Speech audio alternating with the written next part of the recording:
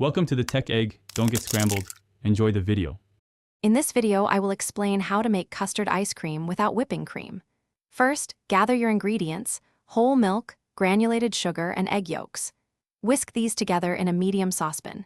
Gently heat the mixture over medium-low heat, stirring constantly. This slow heating prevents the eggs from scrambling and helps create a smooth, rich base for your ice cream. Keep stirring until it thickens enough to coat the back of a spoon. Once your base is warm, you'll need to temper the egg yolks.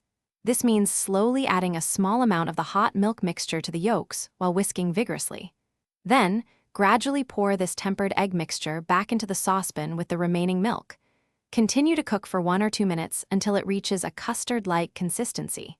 Now, strain the custard into a clean bowl and chill it completely in the refrigerator. This step is crucial for a smooth texture. After the custard is thoroughly chilled, it's time to add your favorite flavorings. A good quality vanilla extract is a classic choice, or you could add cocoa powder for a chocolate version. Stir these in well. Next, pour the cold custard base into your ice cream maker. Follow your machine's specific instructions for churning.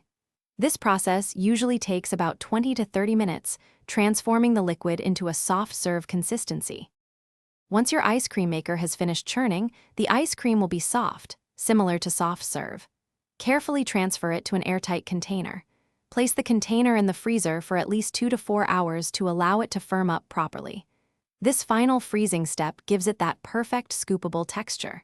When ready, scoop and enjoy your delicious, homemade custard ice cream made without any whipping cream. Thanks for watching. Consider subscribing if I helped unscramble your problems.